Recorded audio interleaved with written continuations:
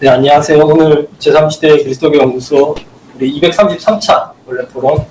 네, 오늘은 지금 코로나19 상황 여건상 온라인으로 진행을 하도록 하겠습니다. 오늘 저희 연구소 내부 소수 멤버만 모여서 토론을 진행하게 된 걸 굉장히 안타깝게 생각하지만 그래도 또 깊이 있는 발표와 토론이 오늘 이루어질 것으로 기대합니다. 일단 옆에 계신 분은 네, 이번에 이제 책을 내신 대형교회 웰빙 보수주의 저자이신 김진호 저희 연구소 연구기획위원장님이시고요. 그래서 오늘은 북토크 형식으로 김진호 선생님께서 먼저 해주시고 책 내용을 좀 개발을 전체적으로 해주신 후에 저희가 이제 오늘 여기 참가한 연구원들과 온라인으로 미리 받은 질문들 그리고 또 실시간으로 올라오는 질문들을 포괄해서 같이 토론회를 유연하게 진행하도록 하겠습니다. 그럼 네, 선생님께서 먼저 소개해 주시고 질문해 주십시오. 네.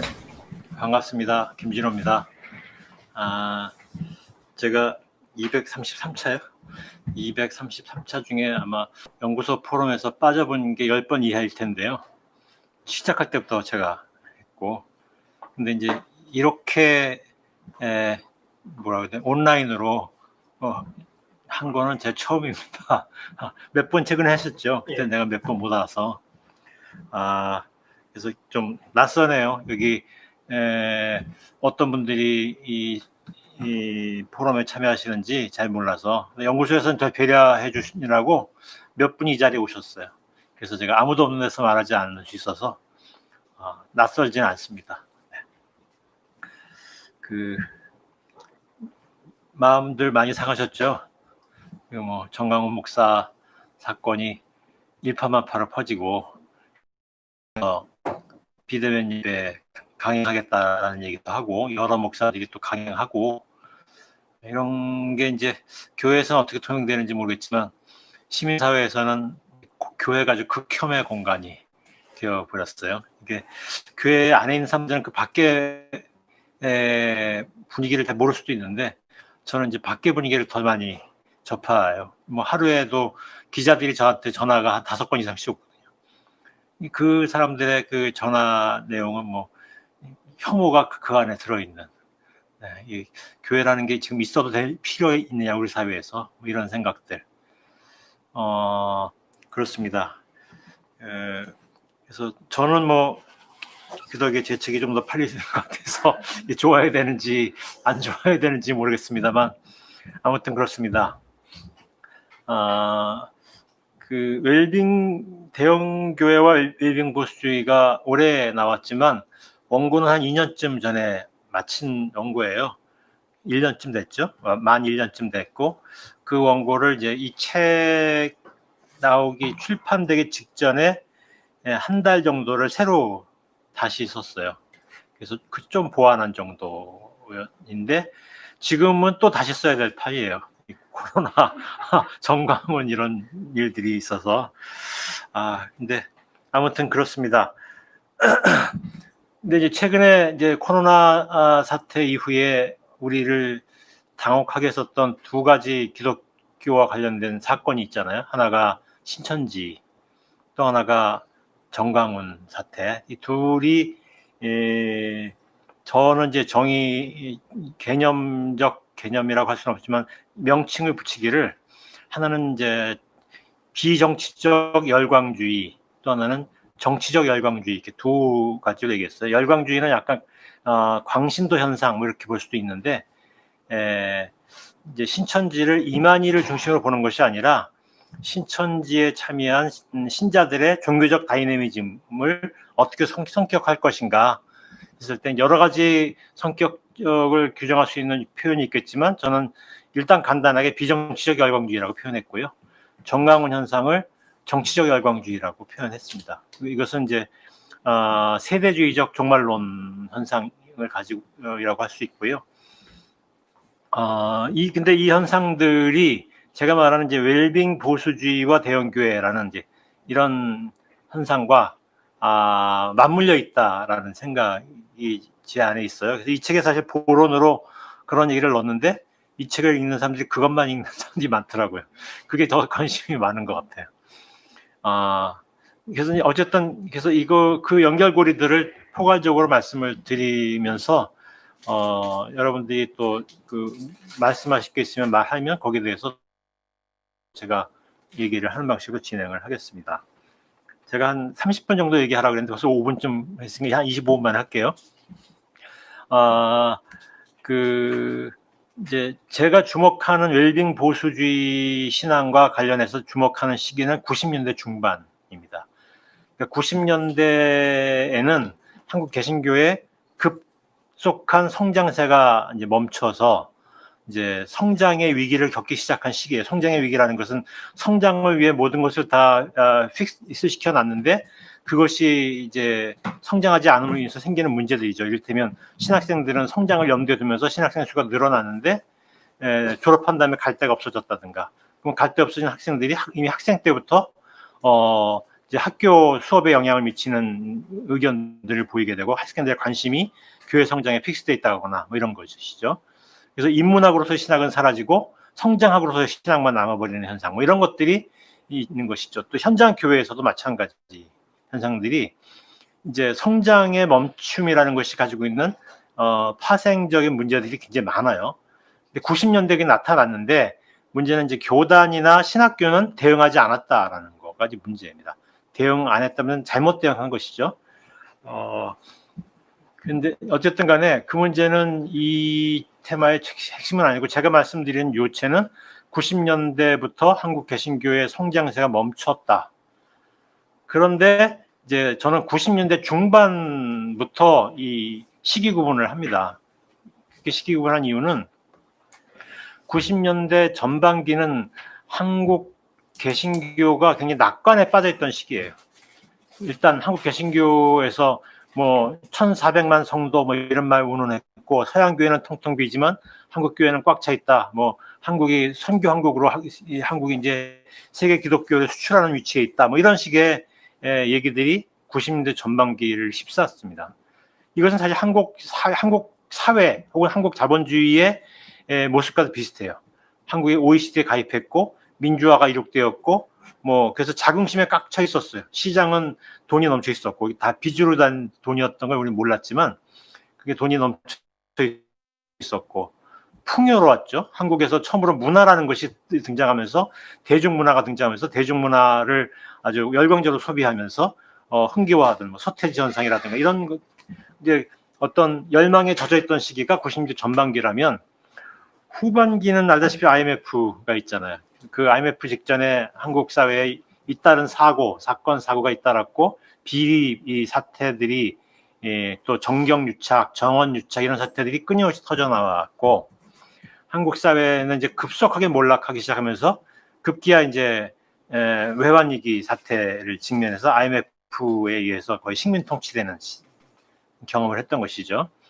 근데 교회도 마찬가지입니다. 교회도 90년대 후반기에 오면은 교회에 대한 낙관적 기조가 멈춰버리고 교회에 대한 절망들이 교회 전체를 휩싸고 있었습니다. 그래서 이제 이 시기에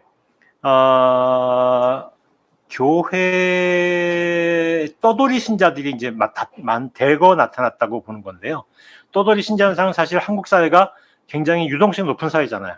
뭐 시골에서 도시로 이주했고 서울에서 계속 이동해 다녔고 직장을 끊임없이 옮겨 다녔고 그래야 더 유리했잖아요. 그러니까 한국 사회는 되게 유동적 사회였는데, 그런데 이제 90년대 후반에 교회의 신자들의 유동성을 주목하는 이유는 그 전에는 다른 이유였는데, 90년대 후반에 떠돌이 신자들의 중요한 기조는 실망이었다라는 거예요. 그래서 저는 그걸 실망신자라고 표현했는데요. 실망신자들이 대거 등장한 겁니다. 그리고 이 실망신자들은 어떤 사람들이냐면 교회에 대해서 꽤 아는 사람들입니다.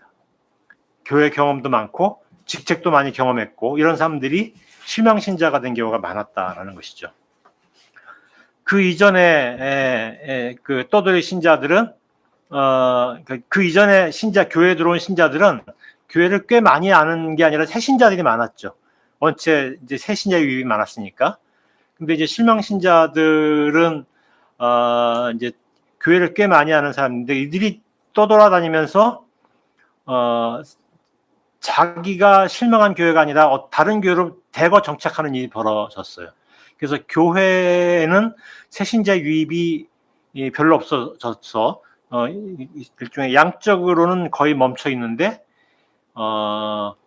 그 시기에도 대형교회들이 대거 등장했다. 대형교회의 러시가 되게 두 번의 러시가 있는데요. 한 번은 7, 80년대 러시가 있었고 한 번은 90년대, 2000년대 러시가 있는데 7, 80년대 러시는 주로 이제 새신자들이 유입해서 대형교회가 된 경우고 그 교회들은 되게 서울을 포함한 전국의 대도시나 그 인근 지역에 만들어지는데요.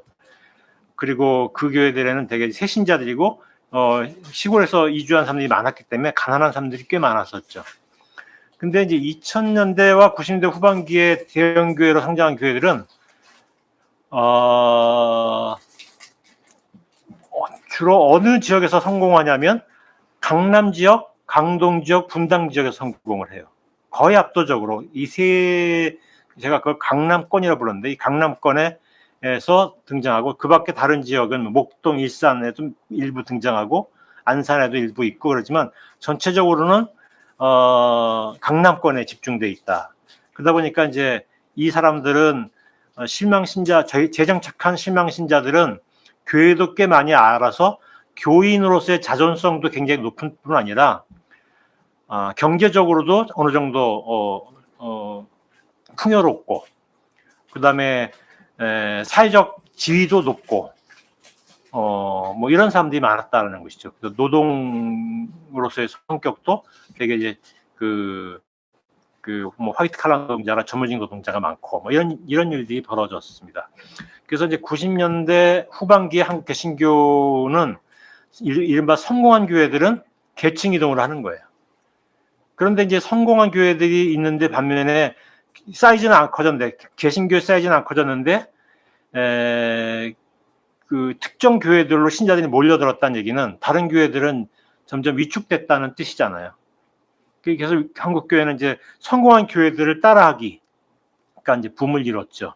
성공한 교회 프로그램들, 특히 이제 90년대 성공한 프로그램은 제자훈련이나 경배와 찬양 뭐 이런 프로그램들이 90년대 아주 굉장히 활발했죠. 2000년대는 또 다른 프로그램들이 많아졌는데 이제 그런 일들이 활발해졌는데 이런 프로그램들은 이제 좀 이제 많은 교회들이 따라해도 성공하기 힘든 프로그램이에요. 왜냐하면 이제 교회 디자인하는 사람, 교회를 찬양하는 사람, 연주하는 사람, 또 뭐 음향, 그다음에 뭐 또 조명, 영상, 이게 다 전문가들이 있어야 되고 그 전문가들이 있으면 내가 요새 교회를 한 달에 한 번씩 방문하는데 방문하면 일종의 관찰이죠. 르포라이터처럼 관찰하는데 제일 먼저 하면 저랑 같이 가는 사람이 있거든요. 같이 가면 제일 먼저 교회 카메라 개수 먼저 보거든요. 뭐 카메라 한 10대쯤 되면 그 10대 영상이 영상실에 뜨는 거예요. 거기서 대표 영상을 실시간으로 송출해내는 거는 우리가 가능한 게 아니잖아요. 전문가들이 할 수 있는 일이죠. 그래서 더 좋은 영상이 나오시기도 하고 더 조회한 영상이 나오기도 하죠. 또 뭐 영상에는 이제 뒤에 비주얼이 되게 별로 안 좋은 비주얼이 있을 수 있잖아요. 근데 세련된 비주얼을 만들려면 인테리어도 누군가의 전문성이 필요한 거죠. 그러니까 이제 2000년대와 90년대 성공한 교회들은 굉장히 많은 전문적인 역량들이 투여되어야 되는 것이죠. 그러다 보니까 이제 비용이 많이 들어요. 그러니까 이제 중소형 교회들은 따라해도 성공하기 힘들고 대형 교회라고 하더라도 그런 이제 식견 높은 신자들이 집중되어 있는 교회가 아니면 잘 모방하기 힘들어서 대부분 이제 모방해도 실패한다는 것이죠. 그런데 이제 그럼에도 불구하고 이 모방한 교회들은 그런 형식만 모방한 게 아니고 그 담론의 내용도 모방을 합니다. 그 담론의 내용은 대충 어떤 거냐면 이런 거예요. 내가 가지고 있는 이 풍요를 예수님이라면 어떻게 하실까? 뭐 이런 겁니다. 그러니까 아무것도 없이 밑바닥에서 시작한 사람들에게는 주님이 주는 축복, 예수 믿으면 축복을 얻는다. 이런 축복의 담론이 중요했는데 90년대 이후의 담론들은 축복이 아니라 윤리가 중요해집니다. 예수님이라면 어떻게 하실까? 이제 이런 것들이 특정한 특화된 계층들 사이에서 더 좋은 이펙트를 일으킨다면 다른 데서는 교회에 가도 축복을 받을 수 없는 상황이 벌어진 거죠. 그래서 이제 90년대는 한편에서는 이제 풍요로의 이동, 중상위층으로의 이동 현상이 일어났는데, 다른 한편으로는 위로받지 못한 사람들의 소고 현상이 일어났다는 겁니다. 그래서 이제 그들은 어디로 갔을까? 근데 바로 그 시기에 한국 개신교에 독특한 일들이 벌어지는데요. 개신교에서 이탈한 부유한 사람들은 강남권 교회로 갔는데, 가난한 사람들은 신천지로 집중적으로 이동을 해요. 신천지가 2000년대부터 신천지는 이제 2000년부터 급속한 성장을 이룩하는데요. 거의 한 해에 10,000명 정도의 성장세를 해요. 이 정도 성공은 한국 개신교 역사에서 여의도 순복음교회 빼면 없습니다. 어마어마한 성공이에요. 근데 이 성공의 이면에는 개신교에서 가난한 신자들이 대거 이동한 현상과 맞물려 있다는 겁니다. 신천지 현상을 이만희의 포커스를 두지 말고 신천지를 이동한 사람들의 초점을 두자면 그런 성격이 있다는 거죠. 그러니까 교회가 가난을 포용할 수 없게 되었을 때 가난을 포용할 수 있는 교회를 이동해야 하는 겁니다. 가령 신천지는 그런 요소가 있었어요. 이를테면 신천지의 포교 전략은 저는 두 가지라고 보는데, 하나는 위로의 전략이에요. 그러니까 이제 외로운 사람한테 친구가 되어주고 뭐 이런 거예요. 또 하나의 전략은 칭찬의 전략입니다. 수많은 칭찬들이 있어요. 근데 이제 웰빙 대형교회들 가보면요, 별 칭찬이 없습니다. 왜냐하면 칭찬이라는 것이 신앙적 다미니즘을 일으키는데 별로 영향을 못 미쳐요. 너무 칭찬을 많이 받아봐서. 그러니까 이제 그래서 이제 웰빙 대형교회는 별로 칭찬이 없는데 신천지 같은 데는 칭찬이 굉장히 중요하다는 것이죠. 그리고 이제 그런 현상과 또 다른 양상이 제가 아까 정치적 열광주의라고 했는데, 이제 극우주의적 개신교들이 나타나는데, 이제 이거는 또 좀 복잡한 경로가 있는데요. 제가 이제 가설적인 것을 믿으시겠는데, 우선 이제 한국의 7, 80년대 대부흥은 도시교회를 부흥의 장으로 만들어버린 것이 큰 성공이거든요. 근데 그게 전부가 아니에요. 교회가 부흥의 현장이 된 것만이 아니라 더 강렬한 열정, 그 부흥의 열광이 이게 폭포수처럼 쏟아지는 장이 있었어요. 그게 산기도원입니다. 근데 이제 산기도원으로 많은 사람들이 가는 거죠. 그러니까 도시교회에서 부흥회를 체험하지만 그것으로도 더 강한 자극이 필요한 사람들은 산기도원에 가는 거예요. 그 산기도원이 계속 많았죠. 그리고 이제 그 산기도원은 제가 만난 3명의 노인들이 이제 비슷한 생애 경로가 있었는데, 그 경로가 이제 7, 80년대 노동자였다가 그 야만적인 한국의 노동의 현실에서 힘든 거예요. 그 힘든 걸 견뎌내기 위해서 교회를 다녔고, 교회에서 부흥회를 통해서 많은 힘을 얻었는데, 그 힘을 얻다가 이제 부흥회가 점점 더 강한 자극이 필요해지니까 산기도원을 다니고 그게 중독이 돼버린 거예요. 그러다가 그게 중독이 됐다는 얘기는 이제 일터에서 정착할 수 없는 사람이 됐다는 뜻입니다. 그래서 이제 그 사람들이 산기도원에 아예 이제 식객이 되는 거죠. 산기도원은 그런 사람을 필요로 하는데요. 왜냐하면 이제 산기도원은 빠른 시간 내에 산기도원에 오는 사람들에게 아주 효과적인 자극을 주려면, 이제 부흥회라는 것은 부흥사 혼자 하는 게 아니라 부흥사에 맞춰주는 리액션화가 필요하거든요. 실제로 많은 그 부흥회 현장을 가보시면 아시겠지만 그 수많은 신자들이 리액션화가 되죠. 박수를 치고 몸을 흔들고 소리를 지르고 방언을 하고 그다음에 경련을 일으키고 이런 일들이 이제 리액션화된 행동이죠. 그런 행동들이 곁들여지면서 부흥회는 그 효과를 크게 일으키고 거기서 이제 병이 낫는 사람들도 생기게 되고 이런 일이 벌어지는 거죠. 그러면 병이 누군가 나으면 그 나은 사람의 그 모습에서 다른 사람들은 자기가 나은 것 같은 느낌을 갖게 되면서 힘을 얻는 일이 벌어지는 것이고, 그런데 이제 그런 리액션화가 대거 이제 산기도원에 기식하게 되는 겁니다. 산기도원 있잖아요. 그들이 필요해요. 그런데 이제 산기도원에 오는 사람들에게 최고의 서비스를 단시간 내에 주려면 필요한 것이죠. 근데 90년대에 이제 강남권 교회들이 급성장을 하고 그런 교회들이 성공을 하게 되면서 한국 개신교에 나타난 흥미로운 현상은 산기도원이 폐쇄되기 시작했어요. 사람들이 안 가니까. 그래서 산기도원이 이제 매각 기사들이 90년대 교계 신문들에 많이 나옵니다. 그러면서 이제 산기도원에 귀식하던 사람들이 어디로 갔을까요? 그들이 이제 일단 집으로 갔겠죠. 근데 집에 갔지만 정착을 못 합니다. 못 받아들이는, 서로 받아들일 수 없는 거죠. 그러니까 이제 그들이 뭐 쪽방을 가거나 그러는데, 그 시기에 산기도원의 담론과 너무 유사한 담론을 하는 사람들이 도시에 나타났어요. 예수천국, 불신지옥 외치는 사람들이. 시간이 겹쳐요. 산기도원이 사라지는 시기와 거리의 전도자들이 급증한 시기가 겹칩니다. 그래서 제가 의심을 품었는데, 제가 만난 3명의 사람이 다 그런 경로를 가지고 있었어요. 그리고 그들이 최근 줄지 않았어요? 요새 잘 못 만나죠. 근데 그들이 어디로 갔을까요? 그냥 돌아가셨을까요? 물론 그런 분들도 있겠죠. 하지만 제가 만난 분들은 또 똑같은 경로를 가졌습니다. 그들이 태극기 집회에 열광적 투사들이 되었어요. 그러니까 태극기 집회는 물론 그런 사람들만 오는 것이 아닌데요. 항상 어느 집회든 가장 안정된 그 멤버들이 있어줘야 그 모임이 되잖아요. 그러니까 거기에도 이제 그런 게 있었던 것 같아요. 이제 그런 현상들은 일종의 한국의 극우주의의 자양분들이 되는 대중 현상들이 있었다라는 것이죠. 기독교 열광주의자들 사이에서. 그리고 그런 열광주의자들이 태극기 집회를 통해서 거기서 이렇게 발설되는 말들과 이제 그 정서를 교감하면서 자아가 형성되지 않겠어요? 새롭게 그렇게 이제 형성되는 이제 자아들이 이제 극우주의자, 열광적 극우주의자의 탄생의 배경이 되는 것이 아닌가, 이제 이런 생각을 했습니다. 바로 그런 시기에 그들의 관심을 한 몸에 받는 이제 하나의 영웅적 인물이 등장했는데, 그가 전광훈이었다.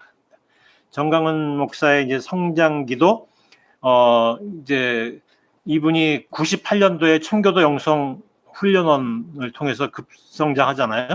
그 2000년대에 전광훈 씨가 이제 이명박 대통령 만들기 전선에서 혁혁한 공로를 세우고 뭐 그러면서 이제 급성장하는 과정에서 한국 개신교의 주류 보수가 빠지면서 한국 개신교 극우에 전광훈 씨가 이제 비주류인 전광훈 씨가 거기에 남았고, 그러면서 이제 이 사람은 극우의 개신교 극우뿐 아니라 한국 극우의 전국구 스타로 발돋움해 가면서 뭐 한기총 회장뿐 아니라 이제 태극기 집회에서 많은 이제 극우 인사들이 뭐 연설할 때 전광훈밖에 없다 뭐 이런 얘기를 많이 하는 거죠. 그러면서 이제 급성장하면서 전광훈은 아주 대표적인 스타 극우 엘리트가 되는 것이죠.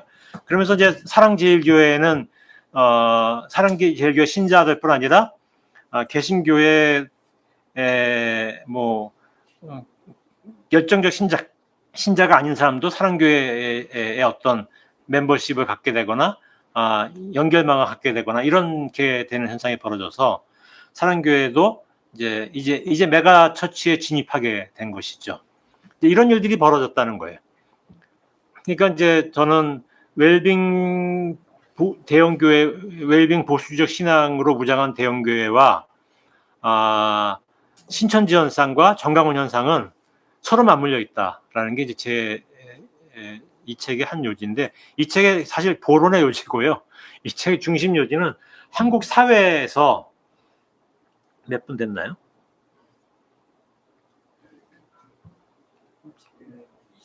20분 정도. 그러면 한 6, 7분 만에 끝낼게요. 20분이라는 설과 25분이라는 설이 있으니까 중간으로 7분 만에 끝낼게요.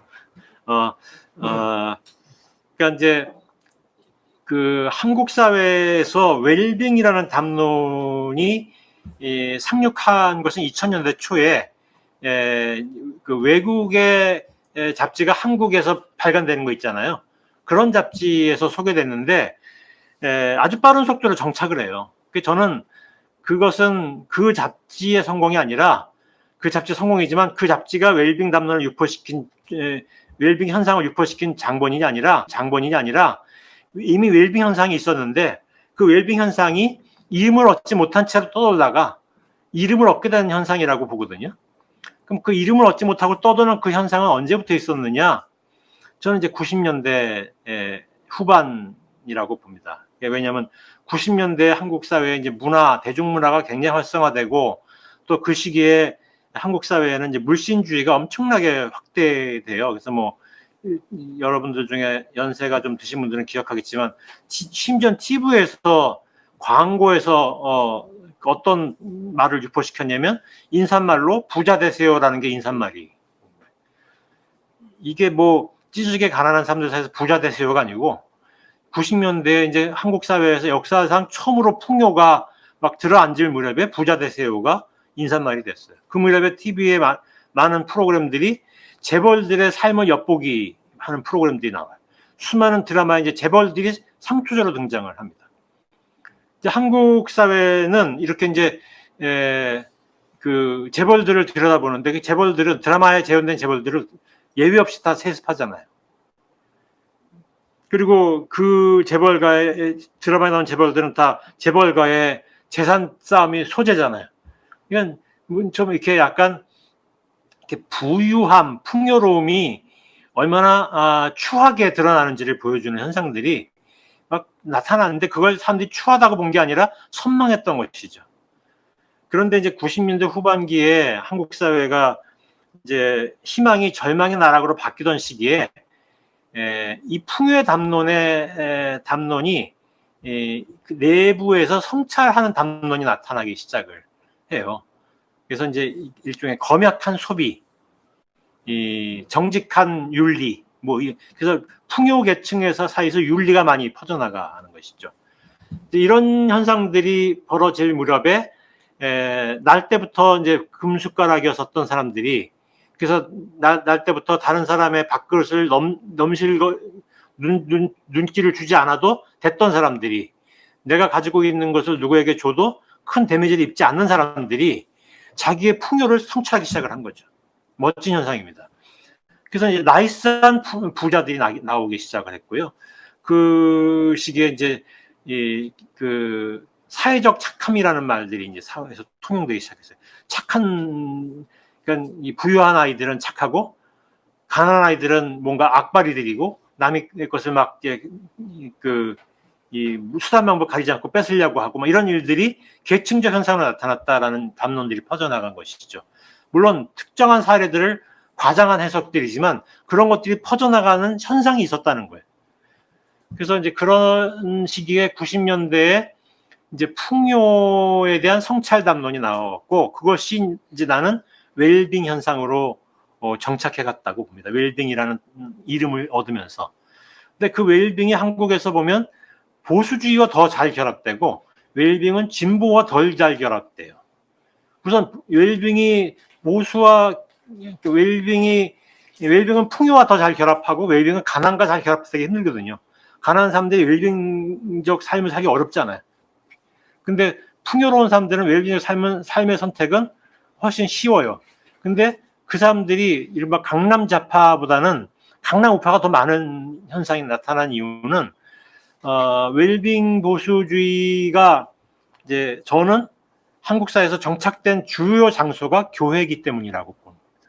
왜냐하면 교회는 굉장히 강한 보수주의가 뿌리 깊게 잔존하고 있어서 교회가 웰빙을 보수주의적으로 수용하는 장으로 정착해 갔다라고 봅니다. 일주일에 한 번 이상 모일 때마다 수천에서 수만 명의 사람이 모이고 또 모이는 기간이 10년, 20년, 30년, 40년 날 때부터 대를 이어서 이렇게 장기간 계속되는 이런 장은 전 세계 어디에도 없어요. 한국 사회에도 없습니다. 그러니까 한국 사회의 유니크한 현상이고요. 한국 사회를 해석할 때 굉장히 중요한 현상이라고 생각이 돼요. 그래서 저는 이제 이런 대형교 현상을 읽는 것은 되게 중요한데 그래서 제가 이제 그런 연구가 별로 없어서 그런 문제 제기를 하기 위해서 이 책을 쓴 거고요. 이 책은 이제 아주 실론적인 작업이어서 더 전문적인 분들에 의해서 세밀한 연구가 필요할 거라고 생각합니다. 어쨌든 한국 사회에 웰빙 보수주의가 정착되는 장인데 그들은 이제 신자주의와 결합된 성찰적 담론들인데요. 신자유주의는 아시다시피 무한 경쟁의 사회잖아요. 잠시라도 내가 멈추면 다른 사람들에 의해서 따라잡힌다는 두려움이 넘쳐나는 시기예요. 그래서 이제 이런 시기에는 가난한 사람뿐 아니라 부자들도 몸이 아파요. 어딘가 아픈데 병원 가면 시민성, 그러니까 이제 마음의 병이라고 얘기하고, 혹은 가족력이라고 얘기하고, 이렇다 할 치유 방법은 없고. 그러니까 이제 많은 사람들에게 이렇게 영성이 필요한 거예요. 종교적 치유가 필요한 것이죠. 그런 종교적 치유의 장이 필요한데, 그런 치유의 장으로서의 교회가 선택된 것이라고 봅니다. 그리고 교회는 그런 장으로서 역할을 제법 잘 해냈던 것 같아요. 그래서 이제 한국의 웰빙 대형교회는, 한국의 웰빙 보수주의적 대형교회는 이런 장을 작동시키고 있고, 그러면서 이제 그들은 그 안에서 굉장히 거대한 연결망을 만들어 내는데요. 이 90년대 이후에 IMF를 겪으면서 한국 사회과학의 가장 중요한 주제 중에 하나가 연줄망이잖아요. 그래서 지연, 학연, 혈연 연구가 많았잖아요. 근데 교연에 관한 연구가 없습니다. 근데 제가 보기엔 한국 사회에서 가장 중요한 연줄망의 장은 교연이에요. 결혼시장, 취업시장, 인맥공장 역할을 하고 있다는 거예요. 이건 자주 모이고 비슷한 계층의 사람들이 다양한 영역에서 자주 모인다. 이것은 이제 연줄망을 만들기에 매우 적합한 장소라는 것을 뜻하는 것이죠. 그래서 저는 한국에서 일어나는 종교적 현상인 신천지나 정가문 현상을 읽는데도 중요하지만, 한국 사회에서 최근 일어나고 있는 이 현상을 해석하는데도 이 대형교회를 읽는 것이 매우 중요하다라는 생각에서 이 책을 썼습니다. 책을 읽으시면 제가 쓴 책 중에는 매우 쉬운 책이니까 읽기가 용이하실 거예요. 한번 읽으시고 이런 점에서 생각을 좀 가지시면서